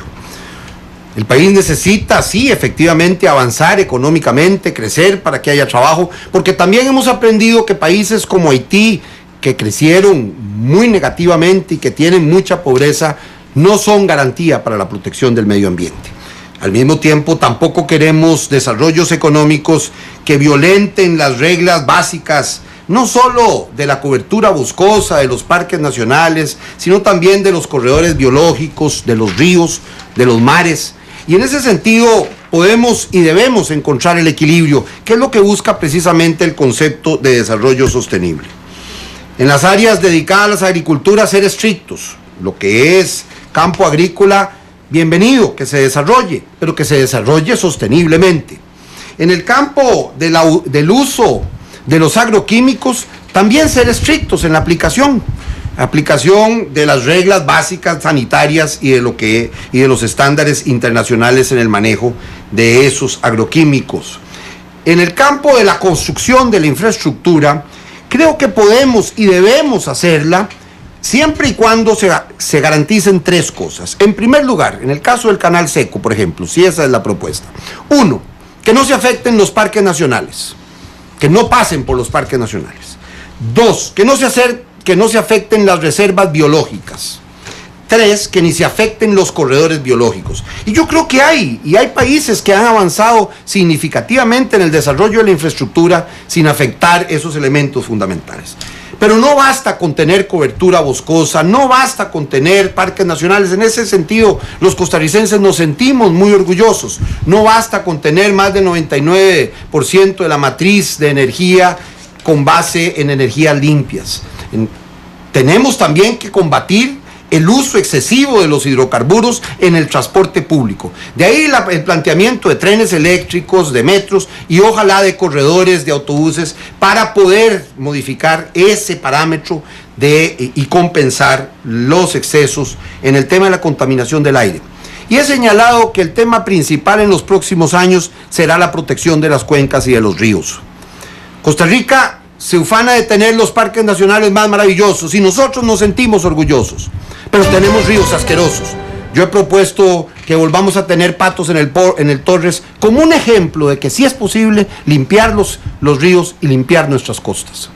Gracias, don Rodolfo, por su respuesta. Vamos entonces al último tema, que evidentemente, por supuesto, pero nada más quiero revisar que hice bien los sobres, es economía, el último de los temas.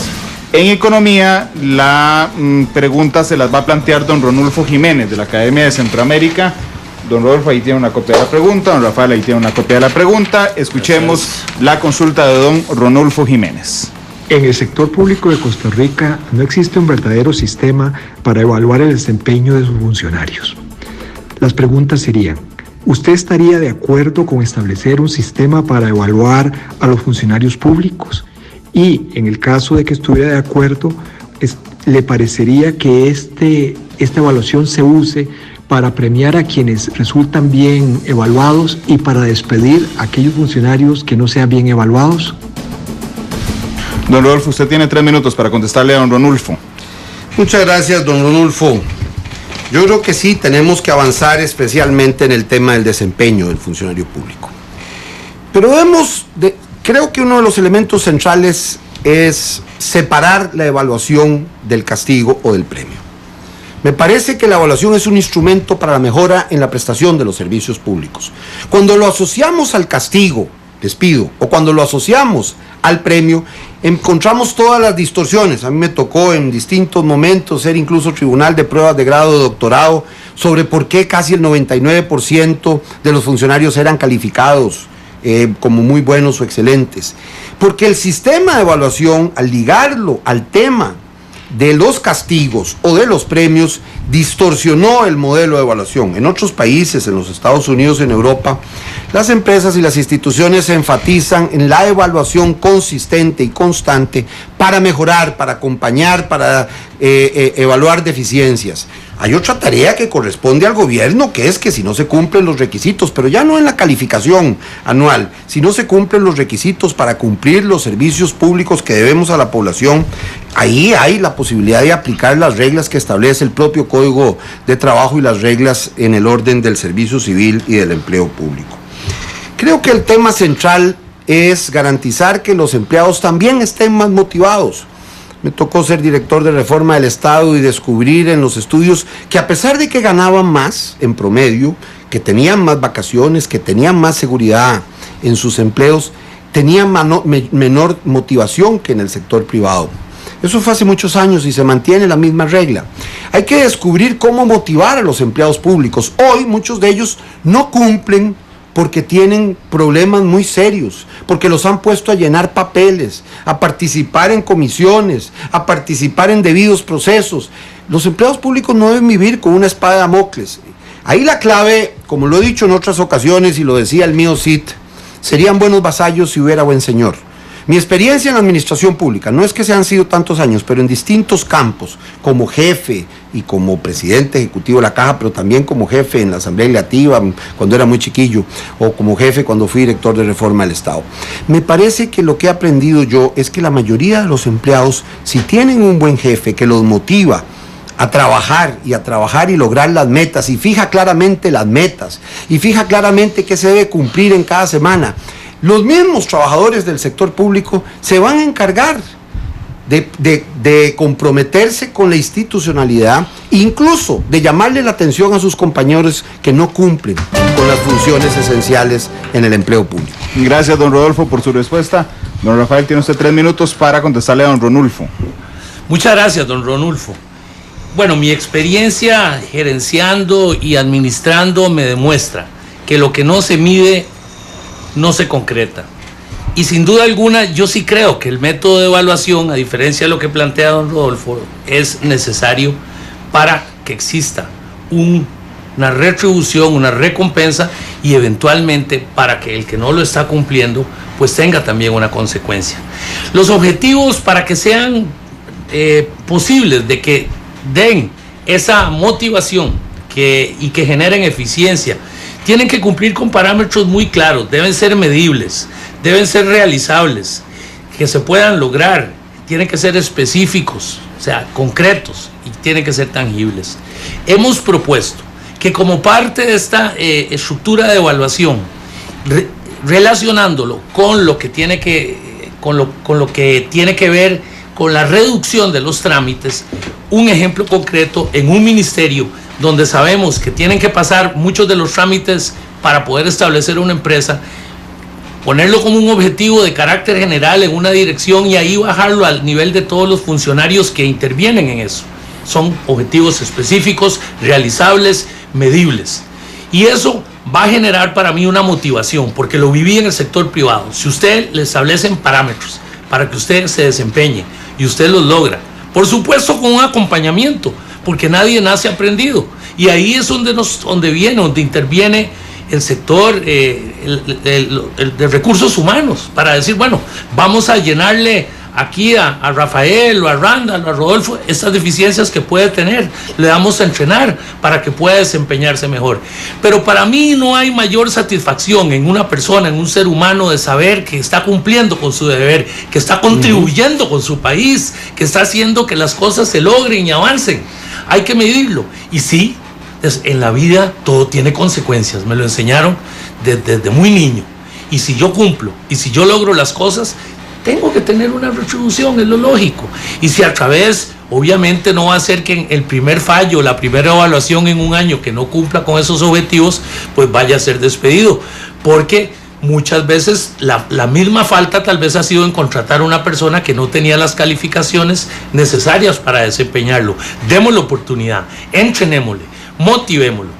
Y eventualmente en aquellos que tal vez consideran de que están ahí en un trabajo sencillamente para que llegado el final del mes se le pague su salario, pues ahí yo sí creo, porque es un recurso de todos los costarricenses que nos pagan el salario y deben necesariamente tener una consecuencia. Pero esta herramienta que en el sector privado es fundamental, debemos trasladarla adaptándola al sector público. Gracias, don Rafael, por su respuesta. Gracias a ambos por su participación en este segundo segmento. Y bueno, ninguno de los dos ha utilizado el tiempo extra, les queda solo un segmento para utilizarlo, recordándoles además que una vez finalizado el debate monumental, que llevamos unos minutos de atraso, por cierto, vendrán los compañeros de 120 minutos desde Punta Arenas, así es que los invito a quedarse en Monumental. Nosotros vamos a ir nuevamente al set de Canal 2 para que Febe Cruz, nuestra jefa de información, con los analistas nos cuenten quién ganó este segmento. Adelante. Del debate de la decisión. Así es, Randall, continuamos con este debate entre precandidatos del Partido Unidad Social Cristiana. Terminó ya el buzón monumental. Escuchamos tanto a don Rafael como a don Rodolfo referirse a 6 temas importantes. Y acá le digo, en esta mesa han deliberado durante toda esta etapa, han escuchado, si ustedes pudieran escuchar los comentarios que aquí se hacen sobre las evaluaciones. De verdad que tenemos un tribunal muy profesional y muy objetivo. En un minuto, porque ya decía Randall, ahí vamos con algunos minuticos atrás. Don Sergio, un minuto, ¿qué le pareció este buzón monumental? Bueno, es importante porque profundiza en temas que son de la agenda nacional. Las preguntas de expertos, algunas muy específicas, los obliga a tener que aterrizar más y además a mostrar áreas fuerza y áreas donde son débiles. Generalmente en donde enfatizaron y pudieron responder atinadamente la pregunta, demuestran que son áreas que conocen, que dominan, en las que se sienten cómodos.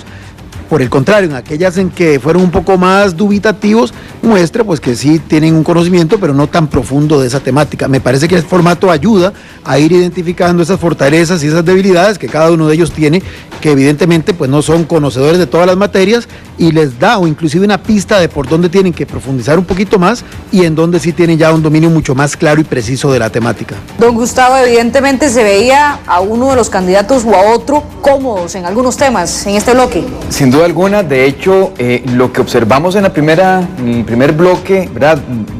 Donde don Rodolfo logró hacia la segunda parte de ese bloque, se veía ya incluso con un mejor dominio, digamos, del espacio, ¿verdad? Lo que es el lenguaje no verbal. En este caso, a quien observamos en esa dimensión, ahora sí, muchísimo más empoderado, ya incluso tomando posiciones físicas, lo que en comunicación no verbal se conoce como kinésica, la parte, digamos, de cómo gesticula, la parte cómo enfrenta, no solamente al moderador del debate, sino también a su adversario, cómo le da seguimiento al tiempo. Hay una serie de mensajes claros que en este caso le dan la ventaja a don Rafael Ortiz. Ahora sí, la pregunta del millón, doña Argentina. Vimos que el primer bloque lo ganó don Rodolfo Pisa. Ese segundo bloque, ¿quién lo ganó y por qué? Y bueno, ahí se preparan también para ya escuchar a debatir nuestros precandidatos. 6 temas fueron puestos a conocimiento de los candidatos y en el tema de seguridad decimos que hubo un empate. En el tema social, don Rafael Ortiz fue el que sacó ventaja. En derechos humanos y ambiente, don Rodolfo Pisa. En infraestructura también estuvieron iguales, pero en el tema de economía es, digamos, el gran desempate, porque don Rafael Ortiz es el que demuestra mayor contundencia, fue más concreto y precisamente por esa división en cada uno de los temas y el desempeño, tanto en conocimiento, en propuestas concretas y además de lenguaje corporal y manejo del tiempo, don Rafael Ortiz es el que gana ese segundo bloque. Bueno, ahí está entonces nuestro tribunal político, da como ganador de este segundo bloque el buzón monumental a don Rafael Ortiz, precandidato del Partido Unidad Social Cristiana. Usted nos puede seguir comentando en redes sociales bajo el hashtag Decisión PUSC. Ahora más adelante vamos a compartir parte de sus comentarios, nos cuenta qué les parece las propuestas de los precandidatos, que es precisamente lo que hemos querido escuchar con este formato de debate, las propuestas, más allá de las diferencias personales que puedan tener los precandidatos. Así que vamos ahora sí a prepararnos, porque van en el cara a cara. Escuchamos las propuestas nuevamente de los precandidatos del PUSC de cara más bien a lo que viene el próximo domingo. Cara a cara.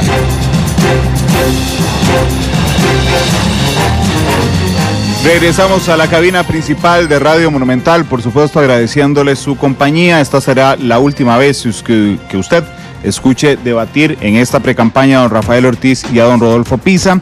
En este tercer bloque los precandidatos debatirán contra su oponente. En cada intercambio tendrán 1 minuto para preguntar. Quien responde puede responder en 2 minutos. Quien preguntó tiene una réplica de 1 minuto y quien respondió tiene una contrarréplica de 1 minuto, recordándoles que es el último segmento en el que pueden usar el tiempo extra. Este segmento lo va a empezar utilizando Rodolfo Pisa Rocafort. Don Rodolfo, usted es quien tiene 1 minuto en primera instancia para plantearle la pregunta a don Rafael. Adelante, por favor. Sí, muchas gracias. Los costarricenses, don Rafael, están preocupados por el tema de las pensiones de invalidez, vejez y muerte, las pensiones de la caja. Hay problemas en los estudios actuariales que determinan una insolvencia de no tomar medidas concretas para garantizar su sostenibilidad. ¿Qué propuestas tiene usted concretas para enfrentar el problema que tiene nuestra Caja Costarricense del Seguro Social en lo que se refiere concretamente a invalidez, vejez y muerte y al régimen de pensiones de la Caja Costarricense del Seguro Social? Gracias, don Rodolfo. Don Rafael tiene 2 minutos a partir de ese momento. Adelante, por favor. Muchas gracias, Rodolfo. Sin duda alguna enfrentamos un problema por el envejecimiento de nuestra población y por los recursos que ese fondo tienen y que a corto plazo, mediano plazo, podemos estar enfrentando una crisis muy seria. Tenemos que entender primero que todo que la solución a un problema tan crítico como ese parte del consenso y la discusión a nivel tripartito que tiene que darse ahí. Pero como cualquier solución debe ser de carácter gradual, debemos entender que la respuesta a lograr el financiamiento efectivo al régimen de pensiones de la Caja Costarricense del Seguro Social debe darse con la contribución de todos. Debe darse de una forma también de que no caigamos en una situación donde la competitividad del país y le recarguemos a un solo sector y mucho menos a los trabajadores, porque he estado opuesto a que prima facie se les aumente un 1%. Entiendo también y me preocupa, y usted lo debe tener muy claro, que en la Caja Costarricense del Seguro Social muchos de los que están administrando, los jerarcas que están administrando este régimen de pensiones, han sido señalados por personas que manejan estos temas como los culpables de que se haya dado un desfinanciamiento. Entonces, probablemente habrá que buscar un financiamiento para cubrir ese faltante vía algún recurso extra, no solo de los trabajadores o de los patronos. Me parece interesante eventualmente utilizar parte de lo que puede generar recursos de algún tributo. Por ejemplo, si eventualmente entramos en el financiamiento con el IVA, de darle por lo menos un contenido adicional para no golpear a los trabajadores, para no generar tiempo. Gracias, don Rafael, por su respuesta. Don Rodolfo tiene un minuto de réplica. Adelante. Sí, me alegra mucho que haya tomado usted la propuesta mía de la gradualidad. Propuesta que he defendido hace 16 años en un documento que se llama del libro blanco Reforma al Sistema de Invalidez, Vejez y Muerte. Si se hubieran adoptado esas medidas antes, la gradualidad sería más sencilla. Efectivamente, el país tiene un problema de envejecimiento de la población. Eso es maravilloso porque quiere decir que vivimos más, pero vamos a tener que encontrar equilibrios, y equilibrios tiene que ver con el financiamiento, pero también tiene que ver con las reglas. Se ha planteado en los últimos tiempos que se quitara el régimen complementario de pensiones para resolver el de IBM, o al revés, que perdiéramos el régimen de invalidez, vejez y muerte y nos dedicáramos solo al régimen complementario de pensiones. Yo creo que los dos son esenciales, el equilibrio entre la solidaridad y el equilibrio entre la equidad. Gracias por su réplica, don Rodolfo. Don Rafael tiene un minuto de contrarréplica. Adelante. Bueno, ahora que don Rodolfo hace referencia a eso, sí, analizando sus declaraciones en el pasado, vi una cuando usted estaba de presidente ejecutivo de la Caja Costarricense, donde nos manifestaba que probablemente al promulgarse la ley de pensiones complementarias no habría ninguna necesidad, que habría una sostenibilidad de las pensiones de invalidez, vejez y muerte por los siguientes 30 años, manifestó usted en esa oportunidad. Me parece que ahí tal vez se quedó corto en lo que estaban viendo en ese momento, que más allá de esa gradualidad se venía una situación que se veía venir, porque fue que el país nos hizo viejo de un día para otro. Es consecuencia casualmente de nuestras generaciones, donde tuvimos más hijos, y hoy en día es al revés. Entonces creo que ahí tenemos que ser muy claros que nos quedamos cortos, don Rodolfo. Gracias, don Rafael. Le tengo que contar a nuestros oyentes y televidentes que cuando estaba haciendo uso de la palabra don Rafael, don Rodolfo levantó la tarjeta roja que le da 2 minutos extra. Así es que por favor coloquemos el cronómetro en 2 minutos. Usted puede aprovecharlos como usted guste, don Rodolfo. Adelante, ahí tiene sus 2 minutos. Muchísimas gracias. Mire, yo creo que usted cada vez que me lee mal, o no me lee completo. Yo tengo un libro que se llama Seguridad Social Nova et Vetera. Cambia pero permanece. Por cierto, fue el lema que usaba Monseñor Sanabria, uno de los lemas que usaba Monseñor Sanabria, que es un lema esencial del social cristianismo. En ese tema, si usted ve el libro, hay una propuesta de reforma al régimen de invalidez, vejez y muerte, y señalando claramente, expresamente, que no va a bastar con la reforma del régimen complementario de pensiones. Y así lo hice en mi discurso, cuando me tocó en la inauguración y en la firma de la Ley de Protección al Trabajador. Me parece que ahí hay elementos esenciales que tocan y advierten de la necesidad de ir adoptando medidas graduales, paralelas, para el régimen complementario de pensiones. Claro que tenía que ver con el sistema centralizado de recaudación, que ya se había aprobado, que ya se había impulsado. Claro que se necesitaba, para ese avance, se necesitaba que empezara a regir el régimen complementario de pensiones, porque mientras iban aumentando los ingresos del régimen complementario de pensiones, que hoy representan cerca del 8% de la pensión de una persona, podíamos ir ajustando para que los trabajadores al final tuvieran cerca de un 65% cuando se retiraran, sin ver afectados entre el régimen no complementario de pensiones y el régimen de invalidez, vejez y muerte. Me parece que los costarricenses también tenemos que ir buscando fórmulas para financiar mejor nuestra seguridad social, no solo a través de impuestos. El país tiene un serio déficit fiscal, agravado especialmente por un aumento desmesurado, desproporcionado de los gastos de los gastos ordinarios, sobre todo porque pasamos a un aumento de 4.500 millones de dólares en 3 años de gasto prácticamente ordinario. Gracias, don Rodolfo, por hacer uso del tiempo extra, y ahora entonces le corresponde preguntar a don Rafael Ortiz. Don Rafael, tiene usted 1 minuto para plantearle su consulta a don Rodolfo. Adelante. Muchas gracias. Don Rodolfo, en estas oportunidades que hemos tenido para debatir y contrastar nuestras opiniones, usted ha hecho del tema del metro su promesa estrella. A mí me llama la atención como en diferentes ocasiones se ha venido ajustando su promesa de acuerdo con las observaciones que hemos hecho al respecto. Quisiera que usted nos explique hoy, que es la última oportunidad que los costarricenses nos van a escuchar de una manera concreta y que pueda eventualmente ser cumplida y no ser tomada como algo que se dijo para ganar votos. ¿Cómo lograría y cuál sería el orden de las inversiones en infraestructura en la gran área metropolitana que haría usted en el gobierno para construir tanto el metro como el tren? Gracias, don Rafael. Muchas gracias por su consulta.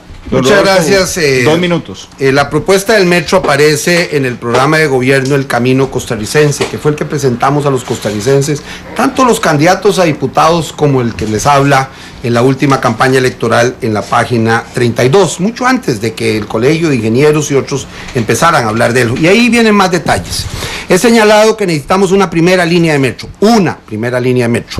Los ingenieros y los técnicos decidirán cuáles son las rutas más importantes. Lo fundamental es construir una raqueta que nos permita integrar el tren que corre este a oeste, desde Ciruelas, ojalá desde el Coyol también, hasta Paraíso y ojalá mucho más allá, pasando por Heredia, San José y Cartago, en el tren, pero que no llegan al centro de San José, y que tampoco llega al centro de San José la línea del tren que corre de Plaza Víquez actualmente a San Antonio de Belén. El metro es esencial. Ese metro, como lo he señalado en muchas ocasiones, si es de 9,5 kilómetros de Desamparados y Guadalupe al centro de San José, costaría son $950 millones, 9.5 kilómetros. Eso básicamente requeriría un financiamiento de alrededor de $58 millones por año para hacer esa ruta, para construir la ruta. Y en eso creo que el ICE y el INCOFER nos van a ayudar. El ICE tiene una grandísima experiencia en túneles y en el manejo de la electricidad, y yo espero que ahí nos acompañe como empresa fundamental del Estado que va a trabajar a la par del INCOFER para llegar a lograr esa meta. Esos $58 millones, don Rafael, es un 4% de lo que ha aumentado el gasto cada uno de estos años, un 4% de lo que ha aumentado el gasto, no el gasto total, un 4% de lo que ha aumentado el gasto en el gobierno en estos 3 años, en estos últimos 3 años. Yo creo que eso es una inversión fundamental, y creo que los ingenieros y los economistas y los expertos costarricenses sí somos capaces de creérnoslas y de construir un metro. Que usted no lo puede hacer no significa que yo no lo pueda hacer. Gracias, don Rodolfo. Don Rafael, tiene 1 minuto de réplica. En materia de infraestructura, como en cualquier emprendimiento que un país o una empresa haga, tiene que obedecer a una planificación que sea realizable y que tenga un orden lógico. Nadie ha dicho, don Rodolfo, que el metro no lo tengamos que hacer, pero no podemos poner la carreta antes que los bueyes. Tenemos que entender que la población económicamente activa de las 4 provincias de San José, de Alajuela, de Heredia y de Cartago, que se desplazan diariamente, lo primero que tenemos que emprender, y es lo que ya está en el Ministerio de Planificación, es el tren rápido de pasajeros, un tren aéreo que no implique, que no ponga en riesgo lo que está ocurriendo en nuestra capital, en nuestras carreteras, los choques continuos con el tren. Eso es lo primero. Lo complementario, sin duda alguna, vendrá después con el metro. Don Rodolfo, tiene 1 minuto de contrarréplica, adelante. Sí, insistir una vez más que el metro es un complemento de la lucha contra los cuellos de botella, de la lucha por mejorar las redes de acceso a las ciudades de parte de los autobuses, de las carreteras esenciales. Nosotros hemos propuesto que de esas 20 carreteras en el próximo gobierno, y yo espero que usted me acompañe en esa tarea para trabajar, para sacar adelante las necesidades de los costarricenses, no solo de mejorar el tren, sino también de alcanzar 6 o 7 de esas grandes carreteras y terminarlas. Es realizable y yo creo que los costarricenses tenemos la capacidad de hacerlo. En el pasado lo hicimos. En el pasado los costarricenses nos la jugamos y avanzamos, no solo en el tema del metro, que por supuesto moviliza más gente y las líneas de tren no llegan al centro de San José, movilizan más gente y más bien integrarán mejor el tren al tener estaciones intermodales donde el que viene de Alajuela pueda ir a Desamparados y no solo a Cartago, y que pueda ir al centro de San José o a Guadalupe. Gracias, don Rodolfo. Aquí se acaba el tiempo regular, pero don Rafael levantó su tarjeta cuando estaba haciendo uso de la palabra don Rodolfo, así es que, don Rafael, usted tiene sus 2 minutos extra para usarlos como guste. Adelante. Muchas gracias. Debe quedar claro que lo que nosotros le proponemos a los costarricenses es algo que no solo sea un sueño, como usted lo ha escuchado a veces hablar de Alicia en el País de las Maravillas, y eso es lindo, soñar es lindo, pero en materia de los recursos que nosotros tenemos que utilizarlos bien. Don Rodolfo propone y habla de la raqueta. Para que nadie se confunda que la raqueta es otra propuesta que hay sobre un tren que no sería un tren aéreo, que es un tren sobre la línea actual, pero que para evitar esas situaciones en las intersecciones se tendría que elevar, y para que esa elevación se dé y que se pueda construir 800 metros antes de llegar a las intersecciones, sería como, y se ha criticado un poco como una especie de montaña rusa. Lo primero que tenemos que hacer es construir este tren rápido de pasajeros, solucionar y implementar la sectorización, y eso implica de evitar que Desamparados entren en 34 rutas todos los días o de Alajuelita, de establecer estaciones intermodales donde vengan de Desamparados unos, de Alajuelita otros, y de Moravia y de Guadalupe otros, reduciéndolo. Eso es el complemento al tren rápido de pasajeros. Este tren rápido apenas cuesta el doble que una línea del metro. Y si hablamos de números en una época en donde estamos en una situación como la que vive el país, lo lógico es abarcar el mayor terreno de oeste a este, que es lo que implicaría este tren rápido de pasajeros, complementándolo con la sectorización, sacando esa cantidad de autobuses del área metropolitana para que en esta zona donde estén las estaciones del tren lleguen estos autobuses. Esa es la forma en donde eventualmente, y como dice, y con eso termino, el Colegio Federado de Ingenieros y Arquitectos, cuando haya una demanda robusta. Don Rafael, se le acabó el tiempo ahí. Muchas gracias a los dos por participar en este penúltimo segmento. Vamos con los analistas. ¿Quién habrá ganado el cara a cara? Febe, adelante.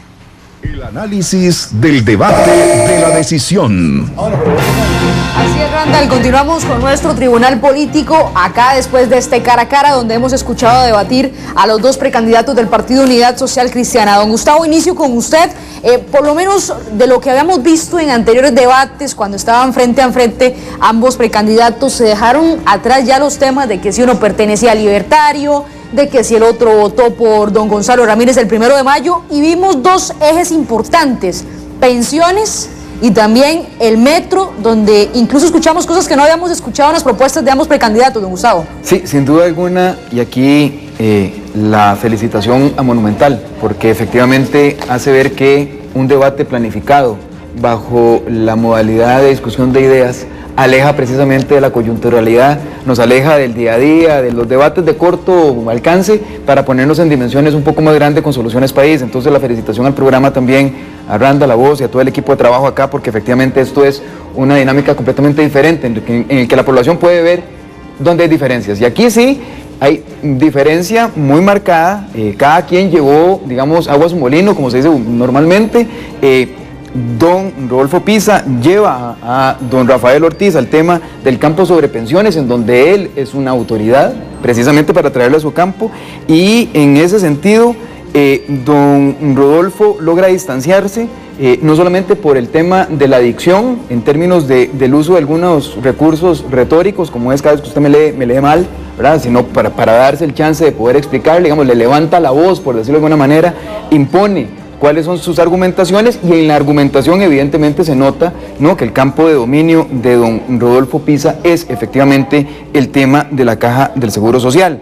Si bien es cierto, eso sucede en el caso de la Caja, en el caso de infraestructura, que tiene que ver más que infraestructura con el tema de transporte, más bien sucede, se invierten las acciones, ¿verdad? Don Rafael, y voy a detenerme un momentito nada más, noten que lleva la mano izquierda hacia atrás, la mano derecha, él es diestro, entonces él enfrenta muchísimo mejor, digamos, se siente mucho más competente a la hora de señalarle los errores que él considera que don Rodolfo Pisa tiene respecto a los planteamientos estructurales de cómo hacer un orden y cómo estructurar esa propuesta de transporte para la población, e incluso, digamos, modula la voz, creo que es por tercera ocasión en este debate, dándose el chance de decirle, digamos, psicológicamente, esto en psicología política es, déjeme explicarle. Se toma su tiempo, baja el tono de la voz y le empieza a dar cuáles son las señales que para él serían importantes, y aquí don Rafael, digamos que para mí le saca, digamos, en una carrera, le gana por una nariz, ¿verdad? Le logra sacar ventaja a las propuestas que él le está señalando de errores en su propuesta a don Rodolfo Pisa y de cómo debería ordenarse el tema del transporte de una manera mucho más integral. Don Sergio, interesante, porque en los últimos 3 años, por lo menos, hemos escuchado a la fracción e incluso a la presidencia del Partido Unidad Social Cristiana, pues decir que no, impuestos no, que hay que contener el gasto, pero hoy uno de los precandidatos habló incluso del IVA para ayudar a fortalecer ese régimen de pensiones que parece estar tan golpeado, don Sergio. Sí, pareciera que podría uno interpretar que hubo un lapsus ahí mental. Vamos a ver, porque el IVA formalmente no existe y formaría parte de ese paquete de reformas que en teoría, como usted bien señala, la fracción de la unidad se ha opuesto hasta el día de hoy a aprobar. Y lo planteó justamente don Rafael Ortiz cuando habló, que además es diputado, cuando habló del tema de cómo darle un financiamiento y una sostenibilidad al sistema de pensiones que hablábamos, fue el primer tema que planteó don Rodolfo Pisa en la mesa. El otro tema innovador, porque hasta ahora no lo habíamos escuchado, lo plantea Rodolfo Pisa, de que podría incorporar a la institucionalidad pública en la construcción de esta infraestructura de transporte, entiéndase el metro, tren y demás, en una propuesta que, si recuerdan las y los costarricenses, se parece un poquito a lo que planteaba el ex precandidato José María Figueres en tema de hacer túneles, de hacer diferentes obras para agilizar el tráfico vehicular utilizando la expertise del ICE. Entonces pareciera que también por ahí hay un elemento innovador que de alguna forma vendría a darle una cierta tranquilidad a esa institución del Estado de que un eventual gobierno suyo pues no se va a ver afectada en términos negativos, más bien que le estaría buscando un potencial mayor. Me parece que, bueno, esos son elementos interesantes. Sí quisiera, digamos, simplemente acotar a lo que decía Gustavo. Creo que cada uno en su planteamiento tuvo la fuerza para llevar al adversario hacia el área de confort propio, ¿verdad? Ahora, siento que en el caso de las pensiones sí, me parece que don Rafael mostró un poquito más de debilidad en cuanto al abordaje de cómo darle solución, más allá de ese lapsus de haber mencionado el impuesto de valor agregado que todavía no existe. Y en el caso del tema del transporte, sí, concuerdo plenamente en que el área, digamos, de la explicación que da don Rafael Ortiz del por qué considera que don Rodolfo está soñando, y alude a Alicia en el País de las Maravillas, le da una cierta ventaja, aunque tengo la ligera impresión de que en esos 2 minutos extra que pidió pudo haberlo rematado un poco mejor, con más contundencia, haberle dejado a las y los costarricenses más claramente establecido el por qué él decía que Rodolfo Pisa estaba en el País de Alicia y las Maravillas con el tema del metro. Creo que se dio una explicación demasiado técnica del por qué lo consideraba y al final no aterrizó en cuál era la razón por la que él lo juzgaba como algo fantasioso. ¿Usted quería agregar algo, Gustavo? No, precisamente eso, que se nota en el manejo del tiempo, al final, don Rafael, como si le faltaron unos segundos, ¿verdad?, para señalar ese argumento que utiliza de lograr evidencias plausibles con respecto, digamos, comprobables con respecto a lo que dice el Colegio Federado de Ingenieros y Arquitectos, y no logra cerrar la idea, no logra, digamos, hacer ese remate que se esperaba, digamos, con esa apropiación. Pero bueno... Y creo que ahí es donde está la diferencia. Justo ahí es donde está la diferencia, porque a pesar de que lo tenía, como se dice popularmente, para darle, desperdició la oportunidad. Y entonces eso es lo que le da en este bloque el gane a don Rodolfo Pisa. Bueno, ahí está entonces los analistas, nuestro tribunal político. Este tercer bloque lo ha ganado don Rodolfo Pisa. Randall, volvemos a la cabina porque por lo menos esta es la última vez masivamente que los precandidatos van a solicitar el voto a quienes vayan a participar el próximo domingo en esta convención interna. Espacio político no pagado. Atención Costa Rica, esta será la última vez que usted escuche masivamente a los precandidatos del Partido Unidad Social Cristiana antes de su convención del próximo domingo. Este es el último debate, el debate de la decisión. Cada precandidato en este instante tendrá 3 minutos para dar su mensaje final y pedir el voto. Iniciamos entonces con...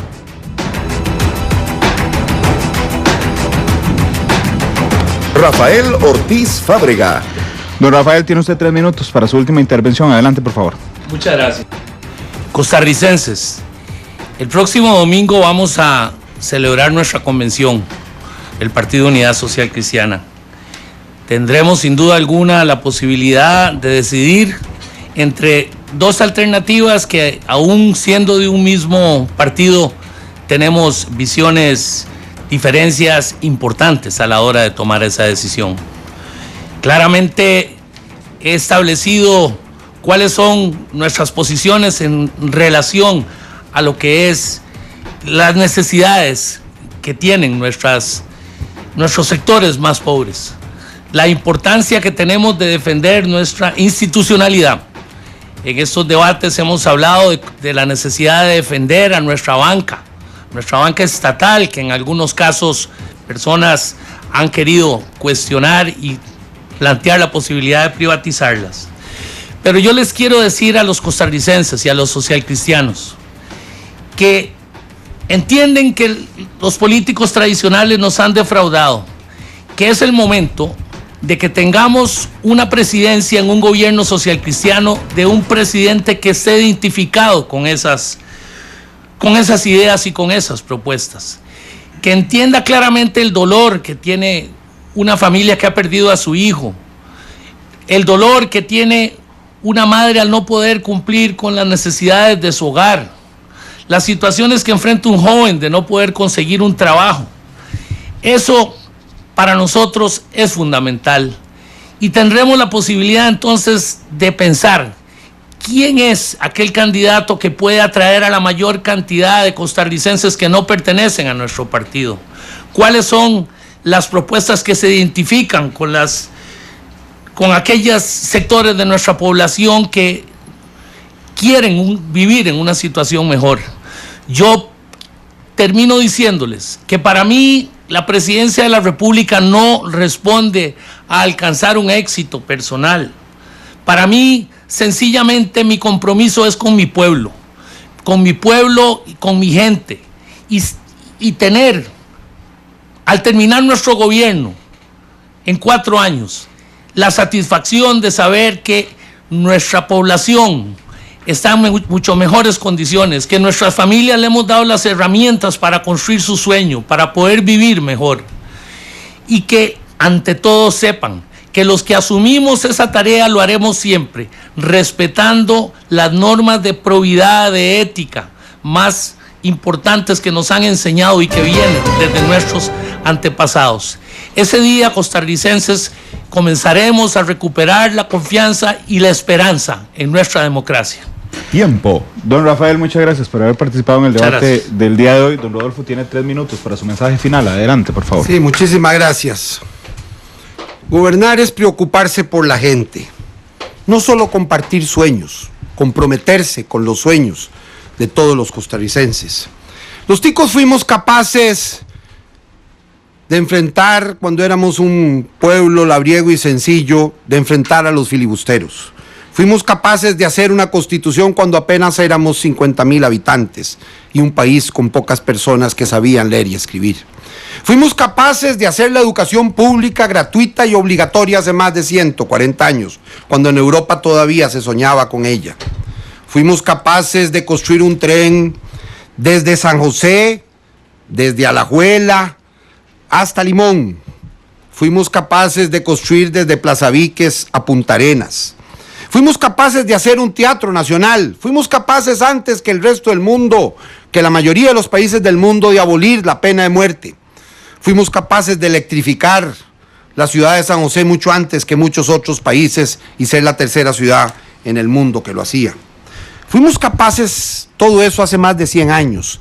Y hace más de 75 años fuimos capaces de construir la seguridad social, de dar garantías sociales, de luchar por los más pobres, por calzar a la población, por dar seguridad social y por llevar casas baratas a la gente más necesitada. Fuimos capaces también como sociedad de abolir el ejército, de recuperar la cobertura boscosa. Fuimos capaces de hacerlo porque no la creíamos. Y ahora nos dicen que no somos capaces de entrarle a 100 cuellos de botella, que no somos capaces de hacer un metro, que no somos capaces de crear 1000 médicos de barrio para complementar los EBAIS, que no somos capaces de bajar las listas de espera, que no somos capaces de bajar la criminalidad y la corrupción, que no somos capaces de crear trabajos decentes y de volver a poner patos en los ríos. Dejémonos de habladas y pongamos a Costa Rica a bretear. Pongamos al gobierno a trabajar para que todos podamos emprender sin tanta traba.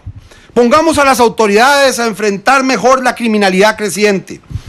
Pongamos a este país a enfrentar al MOP y a las instituciones los cuellos de botella, a construir las carreteras pendientes, el tren y la primera línea del metro. Pongamos a la caja a construir hospitales de nuevo y bajar las listas de espera. Pongamos a nuestras instituciones a apoyar a los agricultores. Pongamos al gobierno y a nuestro país a facilitar el acceso a la vivienda, a la educación, a la cultura y al trabajo. Pongamos a Costa Rica a bretear. Los que dicen que no se puede, lo dicen porque son ellos los que no pueden. Levantemos de nuevo la bandera social cristiana, levantémosla con orgullo por Costa Rica. Don Rodolfo, muchas gracias por haber participado de este debate. 10:55, vamos rápidamente con los analistas que nos tienen que contar quién gana el debate de hoy, invitándolos por supuesto una vez que finalice el debate, va a 120 minutos, que por cierto, y sé que nuestro director de deportes Pablo Guzmán está muy atento escuchando, que nos hemos atrasado unos 20 minutos y que la emisión de noticias estaba prevista para las 2 de la tarde, Pablo, pueden disponer de los 20 minutos que hemos tomado de más a partir de esa hora para que entren con su bloque completo. Febe, usted nos cuenta quién ganó el debate. Así es, Randall, 10:57, doña Argentina, luego ahí los vi haciendo todos los números, sumando, y usted nos cuenta quién ganó este debate de precandidatos del Partido Unidad Social Cristiana. Sumando porque estamos tomando con muchísima responsabilidad el detalle de la calificación, tal cual ustedes nos lo suministraron en las diferentes tablas.